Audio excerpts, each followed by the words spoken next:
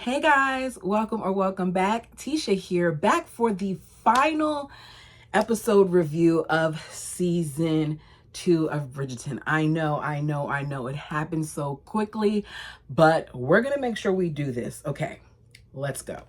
So we hear dramatic music playing, the rain is falling, the thunder is rumbling, and Anthony has blood on his hands.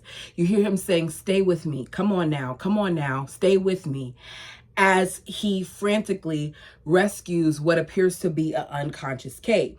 He runs into Lady Danbury's house, holding her in his arms, lets them know she fell, she has a cut on her head, she's been unconscious. He applies some pressure, but they're going to need to make sure that they call a doctor. So Anthony really went from being on this crazy high the night before to now being on this incredibly low as he's seeing the person that he cares about be in this condition. So his brother Benedict runs over because he saw him running in, and he asks him what happened.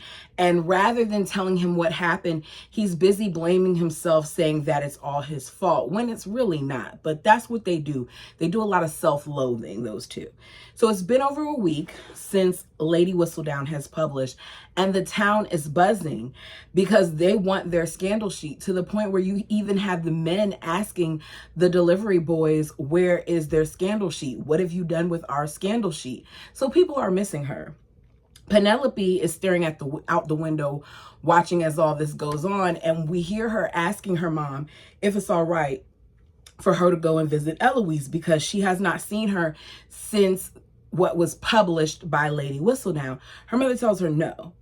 Lady Featherington then asks Lord Featherington, aka Jack, how things are going with Colin. And he's like, we're set to meet this afternoon, and I plan on, closing the deal then. I hate that people are being cheated out of their money, but seeing all that the Bridgertons have gone through, especially the heartbreak of Colin last season, I really would hate to see it happen to him. But the con is going well for the Featheringtons, and as a result of them no longer being in poverty and them being rescued from ruin, they're going to throw a Featherington ball. I know, what a unique name, right? So they're throwing this ball to celebrate themselves. Meanwhile, Prudence was hoping that it would be to celebrate her not so, she thinks she's getting married, but we all know that that's not the case. Anyways, that's what that's for. So, she seems so excited that it made me wonder if it was her first time throwing a ball, because she's so overly excited. She says she wants luster and glitter and gold, the best of everything. I personally don't think that she should have been spending money the way that she wanted to spend money for this ball, because I'm thinking, okay, let's think ahead here. At some point, these people who have all invested in these mines are going to want some return on their investment. And you're not going to be able to give them any type of return as is, because it's a con. And secondly, if you're spending up all the money, how is it regenerating itself? So we're back at the Bridgerton's house, where Lady Bridgerton is telling Mrs. Wilson what kind of flowers that she would like to be sent over to Lady Danbury's house for Miss Sharma. It's been over a week since the accident, and Kate remains unconscious at Lady Danbury's. So Anthony, we find out, has not been there since he dropped her off. You heard me right. He has not been there since he dropped her off. Instead, what he's done is he's become a pain at home. Let me give you a little example. So he walks in. No one informed me that we have lost 3 staff in the last month. These are precisely the things I must know about. Colin, would you care to inform me about anything? Colin says, I do not, take note of staff changes. And he says, well, do you take note of our accounts? You don't seem to take note of them either. I spent the last 2 days balancing our books, only to discover that you have taken out a rather large sum. This is not good. When I hear that, my stomach dropped. I was like, oh, Colin, how large of a sum did you take? Colin says, if you must know, I was exploring an investment with Lord Featherington. Anthony says, this is just what makes the difficulties in this household. No one gives any thought as to how things must be managed. And Benedict is like, okay, so, basically, I think it was Benedict. Either him or Colin was like, so nobody can make their own decisions. And Anthony goes, you keep doodling. And then he looks at Eloise and says, and don't ask me to speak of your activities. I wouldn't know where to begin. So in that quick dialogue, which I left some things out, he has gotten on Benedict, he has gotten on Colin, and he has gotten on Eloise. Gregory's so afraid he's going to be next that he ends up running out the room too. His family is miserable. They're currently being treated like outcasts yet again, like pariah yet again. And this is the energy you're coming with. Meanwhile, the Featheringtons are in the best position that we've seen them in since the series has began. It just goes to show you how quickly things can change in this world. So Lady Bridgerton knows that there's a lot more to Anthony's attitude than the Ledgers. So you hear her say, how is she? He says, I do not know. I have not. She says, you have not been to see her? It has been a week. He says, have I not made it clear? I've been busy. She says, I would be lying if I said I was not worried about you, Anthony. He says, I don't have time for this. She says, well, perhaps you might wish to take time. She sees her son is hurting despite him not admitting it. And you can tell that she feels for him. So Eloise, as I said earlier, has left because of what Anthony said. She gets a knock on the door. It's one of the footmen, and he gives her a package. It's a book, and we find out that there's a note in it from Theo. So she goes to see him. He says, you got my note. She says, why did you not tell me this sooner? Why did you continue lying to me, carrying on with me when you knew this entire time that the real Lady Whistledown has been using this very shop to print her scandal sheet? I kind of wondered why too. I feel like Theo very early on had a thing for Eloise, because he could have easily said something. He could have easily been like, well, watch a little bit and maybe you'll see. But you all tell me why you think he kept it a secret other than what he says. So this is what he says. I couldn't tell you, not when she was still watching me. Why do you think I ended things with you despite wanting to do the very opposite? I did not want her to see the two of us together. I did not want her to write cruelly of you. I owe you an apology, Miss Bridgerton, for everything. Whistledown has now taken her business elsewhere, and I just thought that you deserved to know the truth. She says, I deserved more than that. She seems to have stopped writing at all, which is why now is the perfect time to find her when she is unsuspecting. And with your knowledge of her methods and my endeavors, I'm sure together we can finally unmask her. So Eloise is officially on a mission to take Lady Whistledown down. So she tells him, I need to know everything. He basically tells her, okay, so the manuscripts come early mornings, normally about twice a week, and they're sewn into silks. We see the palace, okay? Lady Danbury has been summoned by the queen because the queen is bored, because the queen does not have her scandal sheet. So even though the queen is, or was, eager to figure out who Lady Whistledown is, now she's sitting here wishing that Lady Whistledown would say something else because she's bored. She's looking to have some stimulating conversation. She says, I never did learn the true reason why the Viscount and his bride did not walk down the aisle together. That might have came out crazy. I want to know why the Viscount and Edwina didn't go down the aisle. She's asking about this, even though we know that currently Kate had a serious accident and she's still unconscious. So Lady Danbury basically points that out, telling her, you know, I haven't had time to really think about that because I've been preoccupied with making sure that the eldest Sharma sister recovers. The queen is like, oh yeah, I'll send her over some necklaces to express my sympathies. You would think that that would be the end of the conversation, but it's not, because now the queen wants to know if Lady Danbury feels like anyone else is bound for the aisle, which reminds me of how lonely the queen is. There is a reason why when we see her, if she's not looking to meddle in something, she's snorting some form of substance up her nose, and why she's always desperate to find out something, because the life of a royal is lonely. She doesn't have her husband to go to, because as we've seen, there's times where he's lucid and times where he's not. We see Will and Jack. Well, not Will and Jack. We see Will, Jack, and Colin. So Colin and Jack are currently having a meeting at Will's not so social club. I don't know why exactly that they had it there, but later on I kind of feel like it was a part of the plan, but I guess we can talk about it if I remember when we get there. So despite Lord Featherington telling Will to stay out of his business, Will is sitting there overhearing the conversation about Colin wanting to invest, and he decides that he's going to get involved, even though he's pretty much been warned not to.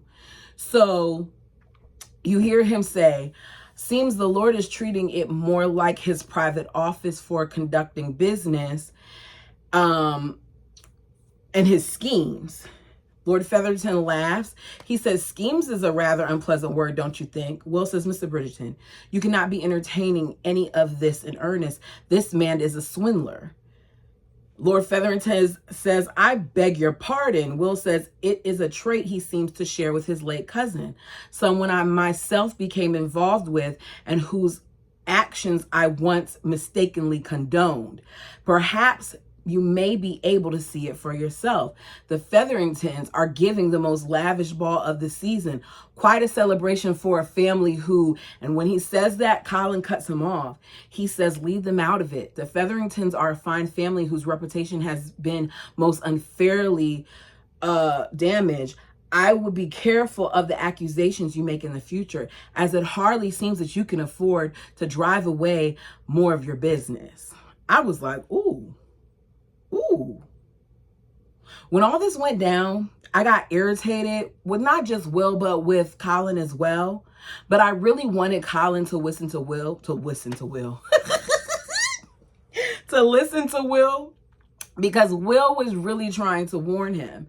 And then as he approached it the way he approached it, I said, okay, the gloves are off.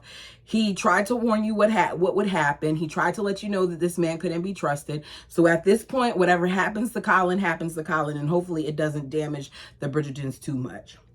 So they end up leaving to finish their business elsewhere, and we later see Lord Featherington return home to let Lady Featherington know that the deed is sealed. He says, at this point, we've taken funds from the whole town, so we will need to eventually go somewhere else other than London and continue this business. But Lady Featherington doesn't want to leave. Remember that. So back at Lady Danbury's, Edwina's sitting there talking to Kate, and Kate ends up waking up. You see Edwina excited. She yells for Lady Mary and Lady Danbury, and they come into the room, and they too are eager and happy that she is awake. They call for the doctor. You hear Kate, do you remember? Kate says, I remember riding in the park and the fall. Oh, mama, Edwina, I am so sorry. Edwina says, you must rest, Dee Dee. Don't strain yourself. Kate says, did Lord Bridgerton come to see me? Isn't it interesting that of all things to want to know, your first words are saying, did he come and see me? So Lady Danbury hesitates, and she's like, he rescued you from the park, gallantly, in fact. He brought you back here several days ago. Kate says, and since, and the silence is deafening. Nobody is saying anything. So Kate says, I see. You can tell she's hurt. You're right, I must rest. These two young adults were constantly avoiding speaking their feelings. All Kate needed to say was that she wanted him there, but she was too stubborn to say that, just as he at times was stubborn. She's disappointed that he just sent flowers and that he hasn't come. So back at the Bridgertons, we see a really great scene between, oh, my sinuses are really, ooh, y'all, I got this ringing in my ears right now. It just came out of nowhere. Back at the Bridgertons, we see Lady Violet come in, and she says, Anthony, and he immediately says, she's awake. His eyes are glossed over. At this point, we see him place his hands like this in his face, both of them. And he's like breathing a lot. So she says, Mrs. Wilson heard from one of the maids. He's like, she sits beside him. She says, it is unthinkable finding someone like that, someone that you love. At this point, she begins to cry and he gets emotional too. And you hear her sobbing softly. She says, I am sorry. I am so sorry that it was you who was with your father that day. And I am sorry for everything that happened in the days that followed. Because as we saw in this season, what followed was her mourning, her being unable to function at times, and him having to step in as the head of the household, sometimes even in a parental role, when she couldn't even bear to do something as simple as eat with the family. It caused him to grow up and to also not be able to deal with his very own feelings that he had in regards to losing who was his hero. She says, if I could go back and change things, you have no idea how much I wish I could change everything. It is what I think about every night before I close my eyes, and then again every morning before I open them. It will never go away. You hear him sniffling, and he's sniffling, and you see tears running down his face, and he says, I do not think I can see her. She turns to him, and you can tell that at this point she's probably holding his hand. She says, losing Edmund was the most difficult time in my life, and the pain that I felt beyond description. But there is one thing that has given me at least some modicum of solace. It's knowing that I would still choose the life I led with him each and every time. And as you can see, there is something about this moment that is so pure that I can actually see two people I can see this conversation happening between a mother and her child, and the realness that both of these characters put into this. Phenomenal job by these actors. She said, and I would undoubtedly feel the same pain I felt all over again if I had to, because real, true love is worth it, no matter what. And they're sighing, and he's still, crying with his face. She says, do not lose her, Anthony. You cannot lose her. While she's holding his hand, the two of them in this scene was magic. See, I even wrote it in my notes, to the point where I could feel the pain and I could feel the relief, and I was crying. This scene is reminding us of the pain that sometimes can occur because you love someone so much. I don't feel like this love is an unhealthy love. This is an honest, pure love, and it was nice to see on the screen. Woo, okay. So we go from that heavy moment to a lighter moment, because we see Eloise appear at Madame Delacroix's, and she's letting Madame Delacroix know that she's there to confront her, because at one point she thought it was her, then she did it, but then she realized, look, she has something to do with it, because you have delivery boys taking packages in and out of here all day. And Madame Delacroix is, denying it at first. And then she says, you know what? It would be foolish of me to deal with Lady Whistledown, just like it's foolish of you to be poking your nose around, considering what she most recently known about what she most recently wrote about you. And it's true, because if she said that, what else could she say? Because there's obviously some type of power in her words. So as they're going and they're talking back and forth, Penelope arrives with her mother, because Penelope's there to try on some stuff to get ready for this ball. So Eloise lets her know, she's like, I got something to tell you. So she pulls her outside and she lets her know everything that she's figured out in terms of Whistledown. So Penelope gets upset, and I'm going to give you some of that. She says, Eloise, I thought you had quit your hunt. Were Whistledown's words not enough? People know you You have been speaking to him. There's been gossip about you and a man from the lower classes. You had to have heard people talking. And she's like, people? What people? She's like, people? What people?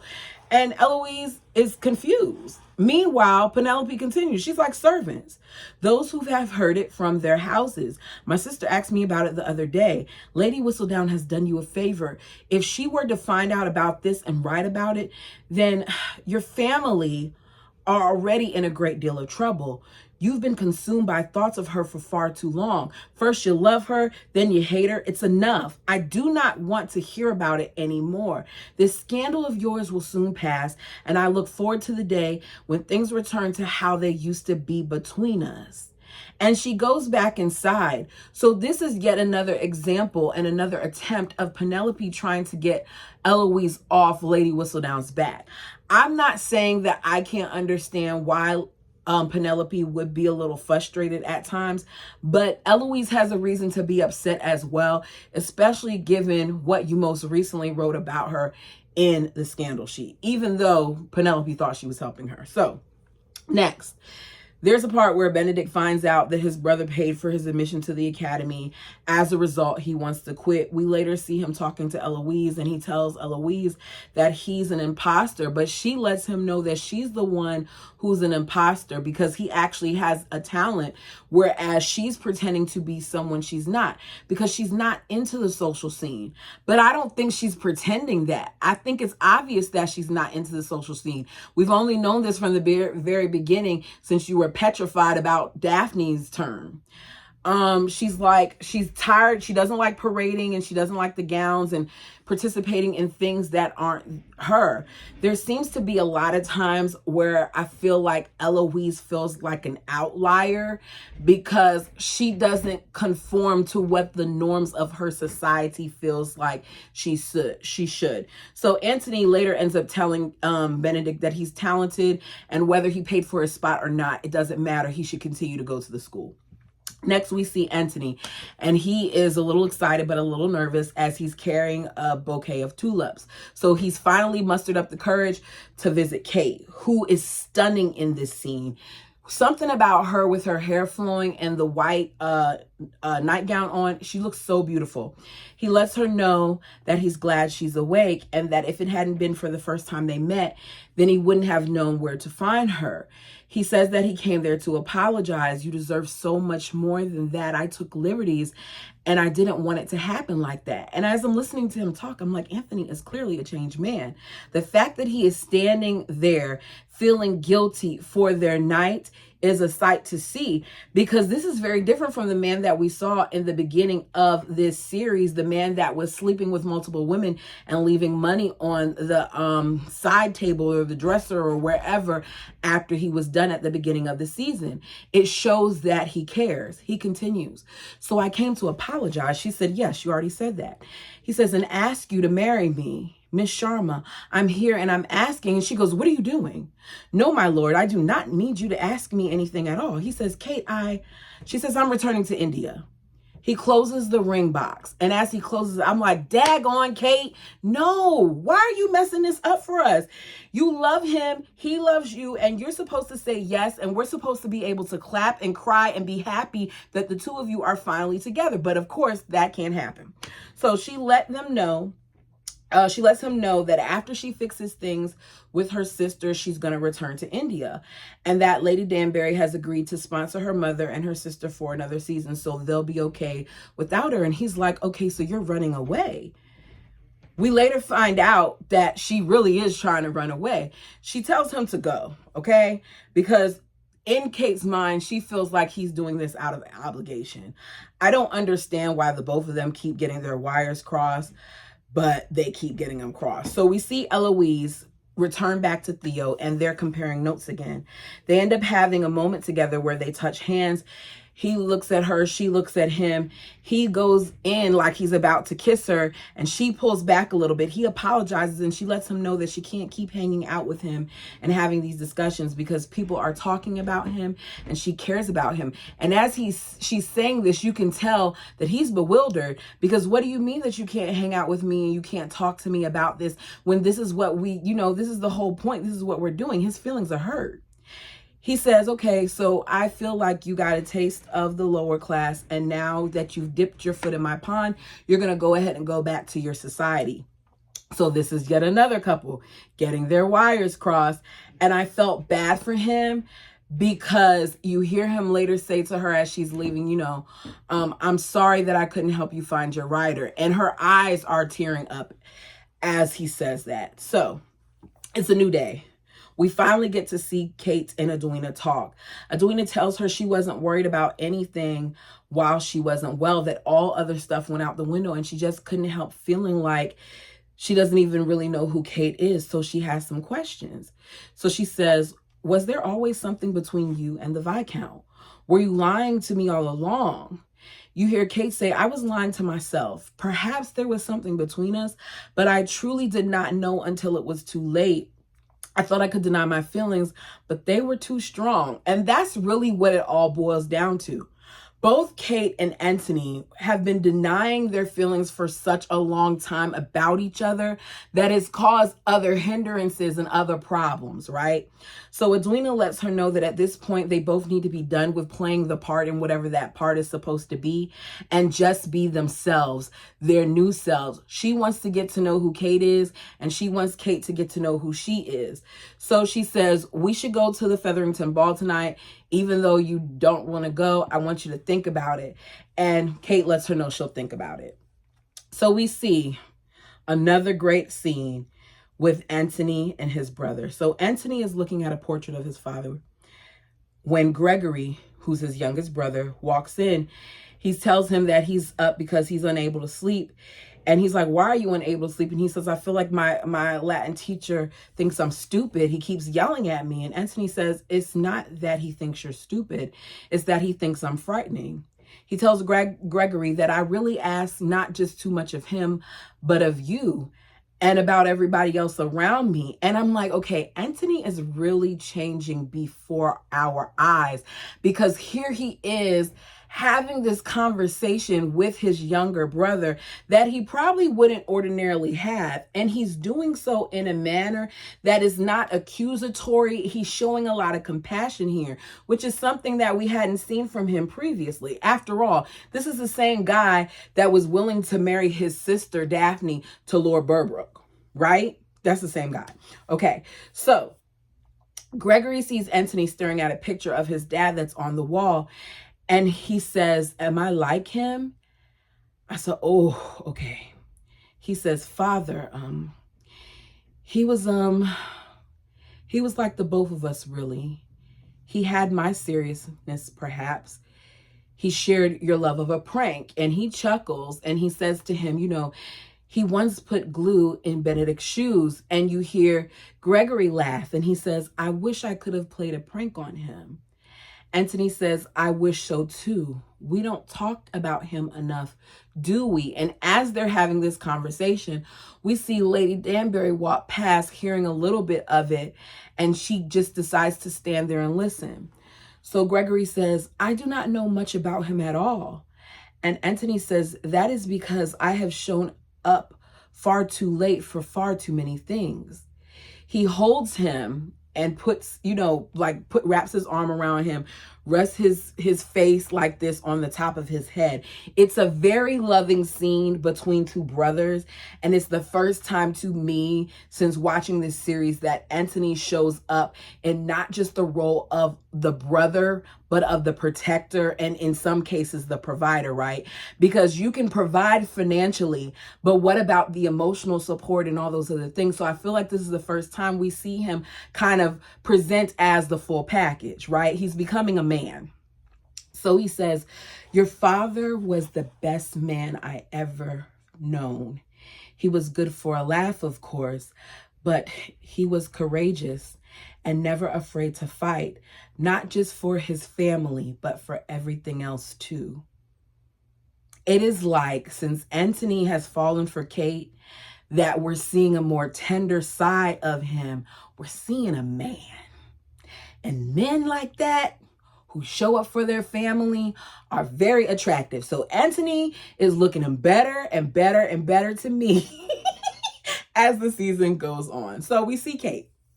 And Kate is looking at her tulips. As Lady Mary finds her, she walks in the room, and then Kate proceeds to continue packing. So she tells Kate that running away is never the right move. And Kate tears up, saying that, everything that's happened is her fault. And Lady Mary's like, I hate to see you like this. She says, Edwina forgives you. I forgive you. Kate says, but I do not forgive myself. I was supposed to help her, to help our family. And instead, Lady Mary says, it's not right that you were left to guide Edwina alone. That was my failing. So this is yet another mom having a realization that some of what is going on, some of the pressure that her older child faced, is because she couldn't show up at the time. So Kate says, you were grieving Appa. Mary says, but so were you. And after you had already lost your mother too. Kate, I'm reading these lines. Oh. Y'all, my notes normally, right? Because I'm like, what am I saying? My notes normally, I have certain things in bold and certain things in italicized. So I have the quotes italicized, and this isn't meant to be an italicized moment, but it's italicized in my notes, if you get what I'm saying. Okay, I'm reading these lines so you can see again just how much Kate and Anthony have in common. They're always taking on the problems of everyone else while not honoring their own feelings. So let me get back to the lines. Kate says, you took me in as your own, and you never treated me any differently. Everything I did, I owed it to you. Mary says, you owed me nothing. Oh, you never had to earn your place in this family. I loved you from the day I met you. Oh, love is not something that is ever owed. You came into my life as a daughter, and I never saw you as anything else.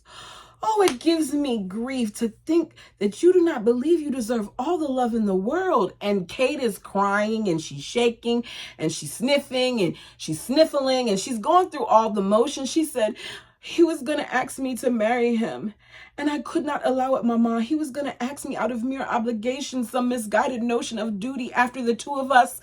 And then she catches herself. I said, now, wait a minute, Kate. Don't go telling all your business to your mama. Like, you're saying too much here. So Lady Mary kind of fills in the gaps, and she's like, he does not love me, Mama. And she hugs her. But at this point, we can all tell that he loves you. Why can't you? Okay. So it's time for the Featherington ball, y'all. And Lady Featherington says that this is her crowning achievement as the queen walks in. Meanwhile, Eloise walks in with her mom and is trying to leave because she's embarrassed. Lady Bridgerton says, you're not an embarrassment. You aren't a disappointment to me. The only way you would become that way is if you worry about what other people think. Don't be anyone else but who you are. And, don't hide anything else from me. And I said, okay, it seems like Anthony is not the only one growing up here, because here is Lady Bridgerton showing up as a mom, supporting her daughter who needs her support in this moment. Because we saw where Benedict said that he'll escort her and all those other things, but it's different to know that your whole family is behind you. So Penelope is standing around gathering information as usual, and Eloise approaches her. And she lets Penelope know that she got rid of Theo, and she thanks her again for being a good friend to her. So she goes, okay, so now that we got that out of the way, we can speak of other things. And Penelope is excited to just tell her about all the different things that she's learned just while standing in this room at the ball, which causes Eloise to look at Penelope differently, because she's realizing, okay, yeah, she's telling me this, but she seems a little too eager to tell me this. And you hear her say, keen observation, Pen. So the Sharmas have arrived, and of course, all eyes are on them. After deciding that they're going to be themselves, Edwina suggests that Kate and her dance together. At this point, she's not worried about what the town has to say, because they're going to gossip either way. And if we really think about it, they've been gossiping about them since they arrived at the town. So they dance, they laugh. You see a whole bunch of people not approving the fact that they're dancing together or that they're there. But there's one that notices them and doesn't seem to feel that way, and that is Anthony. So we later see Colin. He's dancing with Cressida as Penelope looks on in disgust and hurt. They talk about her beautiful necklace, and she lets him know that it has 17 rubies on it and that she was gifted it from Lord Featherington. So he says, it's beautiful, but I see your clasp is broken. And he takes it off. He says he's going to take it to his jeweler. His jeweler can fix it real quick. And as I said, Penelope is watching. So as he leaves her, he pulls Penelope to the side into another room. And he lets her know that they've looked into Lord Featherington. So I said the fact that he said they makes me feel like Will looked into him with him as well. Because who else is they? You didn't go to your brother about it. So who else did you go to about it? It had to have been Will, who told you that something wasn't right with him in the first place. So he said, he's a fake. There are no mines in Georgia. There are no gemstone mines there. So he takes her in the room, and the Featheringtons walk in while this is happening. And Colin says, he's a fraud. And he dramatically breaks the glass to show that the necklace is fake. And he says to Lord Featherington, how dare you take advantage of these poor ladies without a father or a husband to protect them? Because always the thought that a woman can survive without a man in those days. He said, it's out of concern for their reputation alone that I will only address this matter in private, but I expect you to return all of the funds you have collected and leave town at once. Colin was really proud of himself, like he really felt accomplished in this moment, but it didn't do anything for me. It did something for Penelope though, but it didn't do anything for me. So Lady Featherington acts shocked. One thing about Lady Featherington is she's going to play the part. Whatever that part is, she's going to do it. So she tells him, thank you, Mr. Bridgerton. I'm going to deal with it. So once Penelope and Colin leave out the room, Jack says, okay, we're going to have to accelerate our plan. The money is in the chest. We'll finish the evening out, and then we'll catch the first ship to the Americas tomorrow. Keep in mind, he says all of this and doesn't include the daughters in the plan. She has to say, what about my daughters? We see Colin dancing with Penelope. He tells her that he's been waiting to say something. He's been practicing it over and over again. And if her cousin does not return all the money, that he'll have another talk with him. He lets her know, I couldn't let anything happen to you. You're very special to me. And Penelope is swooning at this point. But of course, it's not going to last long because he always has her up high just to knock her down a couple pegs afterwards. So she thanks him for looking after her and her family. We get back to Edwina and Kate. And Edwina tells Kate that she can't keep avoiding the Viscount all night and that she shouldn't. She tells her, I know that you're funny, brave, and unafraid to follow your heart. You spent so much time shining your light on me, and now it's time that you shine all on your own. And it's true, because both of the Sharma girls are beautiful. Both of the Sharma girls are talented, but Kate always just put it all on her sister. But there is something that naturally draws your eye, in my opinion, and you all tell me yours, to Kate when she comes into a room. So Anthony approaches and says that they should probably continue to keep distance between them. But Kate says, perhaps we should not. She jokes around saying maybe, she can blame it on her recent injury, that she needed somebody to steady her, and that he was the first person she found. So he teasingly says, how many fingers am I holding up? And she says 3. The chemistry between these two comes so naturally. We've seen it throughout the seasons, but there's something different in this moment because they're doing this in front of everyone. So Kate asks if he's going to dance with her one last time, and he says, if you're going to say yes. So she takes his hand, and we hear the classical version of Wrecking Ball begin to play. Some of my favorite scenes are seeing the love interest of the season dance together, because no matter who it is, because it was the same thing with Daphne and the Duke, you can feel the passion in the moment.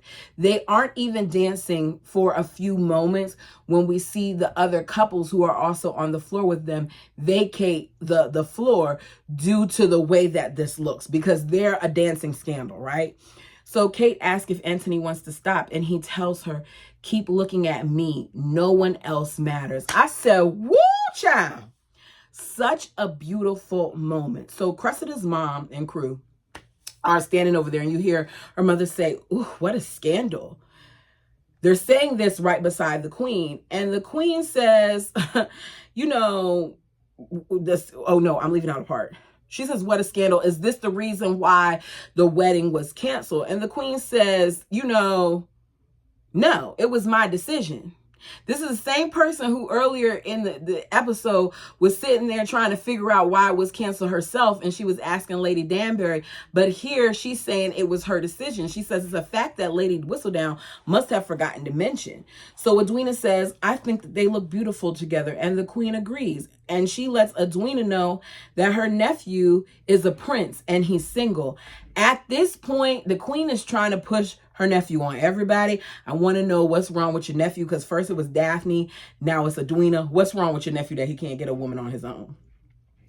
So as everybody's staring on, she then forces everyone to agree that they look great together. And then she says, okay, if we're all in agreement, why isn't anybody dancing? Dance. So slowly the other couples get on the floor. They resume dancing. Meanwhile, Kate and Anthony have a whole moment on the floor. The song ends. Lady Featherington tells everyone to come outside for a surprise. While the queen walks past Anthony and Kate, she looks at them and she nods in approval. So it's clear that she sees what we see and she's okay with it. So Penelope is excited because she just finished dancing with Colin and he said all those nice things about her. And she goes into her room and she says, Eloise then went into this girl's room, dug all over the place in the room, moved the rug, went in the floorboards and found all this money. And Penelope's like, what are you doing going through my stuff? And she's like, what are you doing with this stuff? And Penelope's like, it's none of your business. Eloise is messed up. Penelope is better than me, because if you just walk up in my room and dig through my stuff without permission, you're going to get kicked out. But this didn't happen here. So Eloise says, it's none of my business. I see. And what exactly is your business, Pen? Hearing you repeat all that gossip tonight, it struck me because I've never heard you like that. You might have said those things before, but tonight was the first time I, in fact, heard you say them. It sounded familiar, your words, not just like the content or subject, but the pattern. It sounded written almost. Why do you think that is? And Penelope says, because you've reading too much Whistledown. Her voice, it's echoing in your head, Eloise. And Eloise says, I thought so too at first. But then I also thought about how you were always clinging to that wall, collecting all sorts of morsels of gossip. How when I expressed my dislike for the naming of the diamond at the beginning of the season, Whistledown disavowed the whole thing shortly after. How you were one of only the few people who would have known about Mrs. Thompson's pregnancy. And then I thought about how you said people have been talking about me and Theo. Only if that were the case, Whistledown would have written about it weeks ago. It is even why you chose to work with Madame Delacroix, because she was someone I had already dismissed, because this was personal. Penelope is crying. She says, Eloise, I'm sorry. You are right about all of it. I was trying to protect you. She says, is that what you were doing? By writing about me in your latest sheet, by telling the entire world about things that I had trusted you with, only to convince the queen that it wasn't you? Penelope says, it was the only way I could save you. Eloise says, the only person you were interested in saving was yourself. Also, you could keep making money at the cost to everyone else, at a cost to Miss Thompson, to my brother, to my entire family, to your entire family. I ended my friendship with Theo because of you. One of the only good things in my life, all because of your self-serving manipulation. Eloise, you have no idea how horrible it has felt to keep this from you, from everyone for so long. Whistledown has been all I have had, and I have given it up. I am done with it. I wrote what I wrote, and I gave it up for you. Eloise said, I do not even know you. I look at you now, and all I feel is pity for you. Sequestered here in this very room, writing your secret little scandal sheet, tarnishing everyone in town because you are too scared to stand up for yourself in reality. You are something, Penelope, an insipid wallflower indeed. Penelope says, at least I did something. All you ever do is talk about something. You all have all these great ambitions, these great plans, but I am the one who did something great, and you cannot stand it, can you? I didn't mean to laugh like that, because their acting is good. Mine is trash. Theirs is good. Eloise says, and what do you think that makes you? I wish to never see or speak to you again. And she closes the door. And here's where I want to know, are you team Eloise or team Penelope? Let's continue. So we get Lady Featherington, and she's letting Lord Featherington know that she's packed up all his things. She says, despite how her daughters are, they are hers, and that he doesn't care about anything but himself. He threatens to reveal that she was part of the scheme, and she says that no one will ever believe that such a confident, well-spoken man needed a woman to help inform his plan. She's a victim herself, having invested the last dregs of her money into this very scheme. She says, there is a record of it, my lord. I will keep a large sum of the money to support myself and my young ladies. And I had Mrs. Varley forge a signature on a document stating that as soon as one of my girls has a son, the estate shall pass to him. So she is thinking about everything. Okay. She says Varley has excellent penmanship, you see. She tells him that the town is going to be upset when they discover that he's the one who ran off with the money, but they'll be able to, get over it. He calls her cruel, and she says, I'm not cruel, I'm a mother. And I said, okay. Now, there are a lot of times when Lady Featherington gets on my nerves, but I actually grew a lot of respect for her in this moment, because despite her ill-gotten means, she was making sure that her daughters were taken care of. Okay, I'm going to be here for a long time. So Colin gets confronted by the guys about him dancing with Penelope, and he says, no, it's not like that. I wouldn't dare dream of courting Penelope. Unfortunately, she overhears this, she's hurt, and she runs off crying. I get what he was saying, but him making that state with the social standing that he has carries a lot of weight. So if he were to say, I look at Penelope like she's a friend, but she's a great woman and one of you all should court her, that would be something completely different than him saying he wouldn't dare. It was like, why would you think I would want to ever mess with her? So Anthony sees Kate standing alone outside, and his brother tells Benedict is like, you might as well go approach her. So he does. He asks if she's still leaving for India. She says she is. He admits that he didn't visit her because he was terrified of losing her. And then he says the words that we've been waiting for. He says, I love you. I've loved you from the very moment we raced each other in the park. I've loved you at every dance, on every walk, every time we've been together, and every time we've been apart. You do not have to accept it or embrace it or even allow it. Knowing you, you probably will not. But you must know in your heart. You must feel it, because I do. He puts his hand to his heart and he says it again, but softer. He says, I love you. Kate says, I do not know what to say. He says, you do not have to say anything.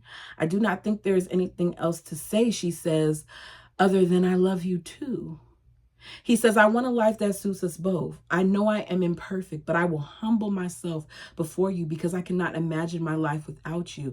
And that is why I wish to marry you. She says, you do know there will never be a day that you do not vex me. He says, is that a promise, Katani Sharma? I said, oh, you better say her full name. So she says, yes, it's a promise. They're making out, of course. He says, well, then, it seems the two of us are finally seeing eye to eye on something. And she says, I suppose we are. It's something about the way that this thing happened. I don't know if it's the lighting. I don't know if it's his accent. I don't know if it's her accent. I don't know if it's her beauty. But there is something so beautiful in this moment while the fireworks are going off that the two of them are professing their love to each other, to the point where I was blushing and I was crying, like I actually know these people. We then hear Penelope. It has been said that silence can wield more power than words. No one knows that better than me. Now we see Will at his social club, and Colin approaches him and says, you are right about the new Lord Featherington. I must apologize for how I acted the other day. It was what I needed to do in order to gain his trust, which means he got in his ear and he knew that there was some weight to what, Will was saying. Will says, a win I do not relish. Colin says, no. Well, perhaps you should pour yourself something as well. You hear people talking and you see people coming in, a bunch of men coming in, a bunch of them. He says, I told them this place was run by an honorable man who serves a good drink, and they demanded to come. I am now in your debt, Mr. Mondridge. Thank you. Which means for the first time since the bar has been open, that Will actually has customers in his social club. It's a good day for him. Back to Penelope. She said, "Is this silence where one may find truth? All one has to do, I suppose, is listen for it." She says, "I know there will always be times when silence is necessary, and of course, times when it is not." We then hear Lady Whistledown. This is the only time we hear from her too. "Gentle reader, you thought I was silenced, but you thought wrong. And if there is one thing you should know by now, it is that this author cannot keep quiet for long. Yours truly, Lady Whistledown." I'm not sure how long it's been, but at some point you hear Eloise say that they were traveling for 6 months and now it's taking them another 6 months to come down the stairs, which means they've been gone for a while. So we see Kate and Anthony, and they're doing what the married folk do. They're naked and in bed. And as she gets up, we hear him say, "Viscountess," which lets us know they're married. The newlyweds are at Aubrey Hall, and they got everybody waiting outside on them so they can play a game of Pall Mall. Anthony asks if they should ditch the game, and Kate responds, and admit defeat never, as they go outside and play. One of the things that and that's the end. One of the things that I love most about this season is getting to see more of some of the characters, their background stories. It gave me a greater respect for what Lady Bridgerton experienced. It gave me a better understanding of what Anthony went through at times. What Anthony really was doing was he was acting out. Everyone was doing whatever they needed to do, in my opinion, in order to survive. And that is the end. You all, tell me what you thought of this season overall. Do you have a favorite character? That's the first thing. My second announcement, I am going to be reviewing season 3. I have not began to watch it as of yet. I'm probably going to do one season a week. I do not think it's going to be as detailed as these previous episodes are. Not because I don't enjoy doing this, but because the amount of time that I take to write my notes and to get the lines and stuff down, and then I come up here and I'm not really getting big views on it. I don't feel like it's evening out, but I do enjoy this. And for those of you who have been faithful and you've been watching, I want to make sure that I still give you all the Bridgerton content. So I'm still going to be doing Bridgerton. It's just probably going to have a little bit less lines, but it will always include the narration of Lady Whistledown because she is what matters most. That's all I have for now. See you next time.